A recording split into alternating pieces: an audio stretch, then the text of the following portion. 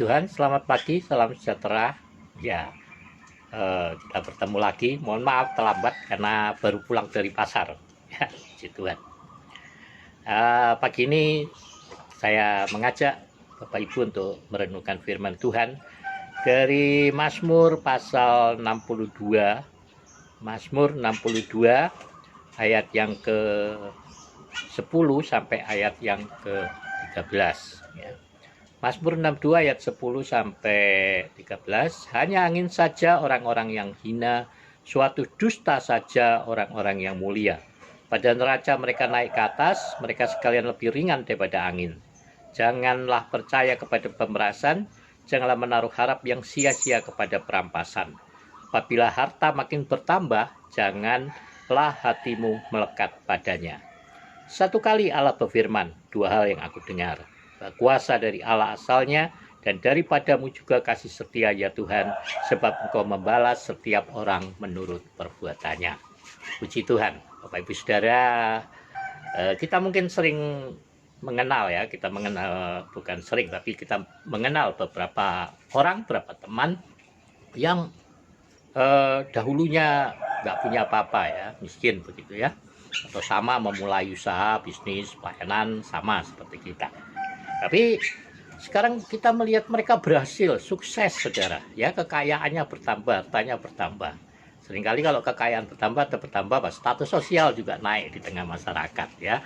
Puji Tuhan. Nah, itu bukan masalah ya, itu hal yang biasa.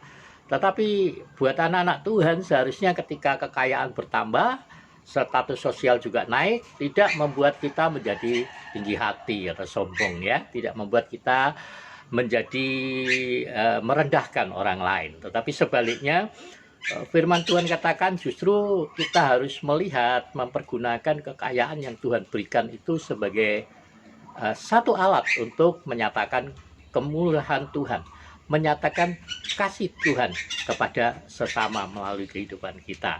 Seperti saya katakan kemarin bahwa kita harus menyadari kalau kita mengatakan bahwa diri kita adalah milik Yesus, maka semua apa yang ada pada kita adalah milik Yesus, termasuk kekayaan kita ya.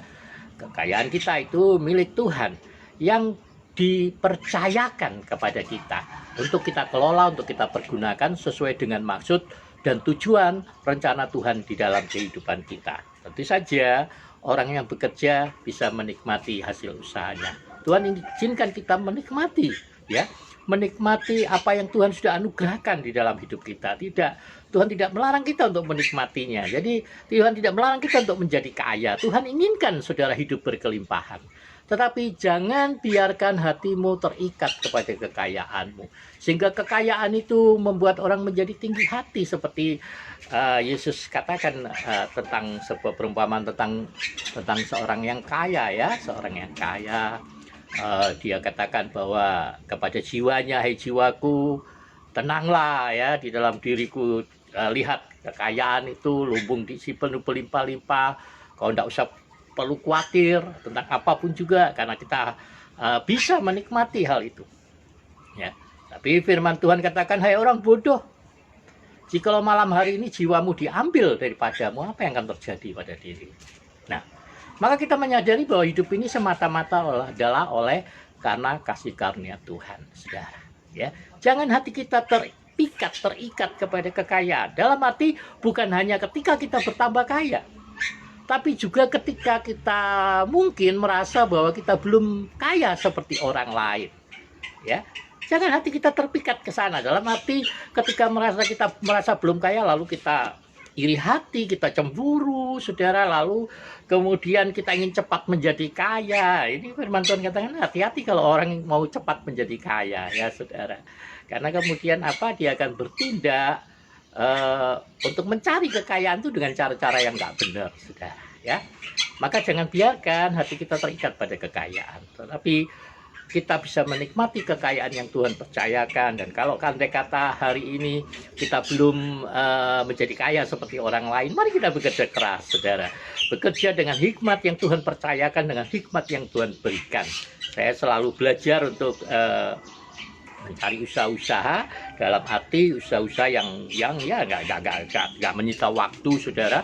Untuk apa? Untuk mengajar orang lain juga, mengajar baik jemaat, baik hamba Tuhan lain, untuk mereka boleh mengusahakan, mengupayakan sesuatu pekerjaan, suatu usaha yang ya nggak menyita waktu ya.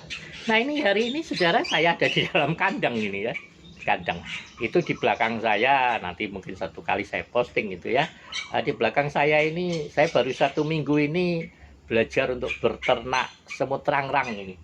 Nah sudah ada 3 toples penuh rangrang di situ, semut, saudara, semut rangrang yang telurnya itu dibuat untuk makanan burung atau untuk mancing ya. Nah, ternyata nggak terlalu sulit juga untuk berternak-ternak larang.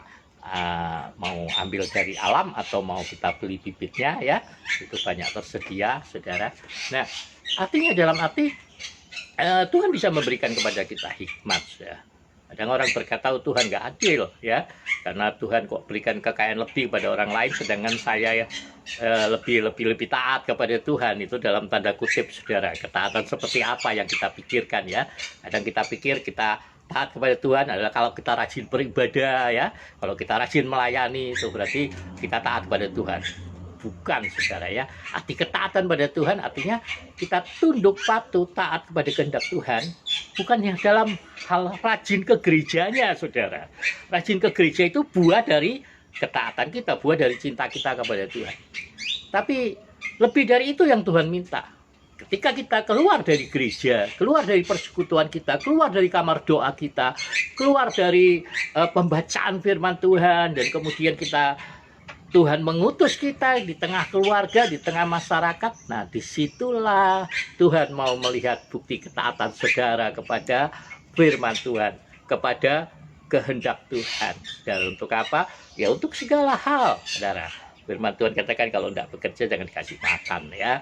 Jadi orang percaya harus bekerja lebih keras daripada orang lain. Tapi dalam hal lain juga Tuhan mengajar kita, firman Tuhan menghendaki kita untuk taat di dalam memberi, taat di dalam menabur, taat di dalam mengembalikan milik Tuhan. Atau kalau saudara nggak suka dengan kata mengembalikan milik Tuhan, persepuluhan untuk gembala saudara, gunakan kata untuk berbagi berkat kehidupan dengan hamba Tuhan, saudara ya. Jadi juga di dalam pengampunan, di dalam kasih, di dalam kepedulian kita, di dalam kita menabur bagi orang-orang miskin, bagi orang-orang kita memberikan sedekah bagi orang-orang nggak punya, orang-orang miskin sekitar kita. Nah, semua itu adalah bentuk-bentuk ketaatan yang Tuhan inginkan di dalam kehidupan kita. Dan percayalah, saudara, ketika kita belajar untuk mentaati kehendak Tuhan, jangan khawatir dengan berkat-berkat. Tapi hati jangan terikat dengan berkat, saudara. Hati terikat kepada Yesus Kristus. Dan saat hatimu terikat pada Yesus Kristus, percayalah, jaminan Tuhan menyertai kehidupanmu. Terima kasih Bapak Ibu, selamat pagi, salam sejahtera, sampai bertemu di hari esok. Puji Tuhan, Tuhan memberkati kita.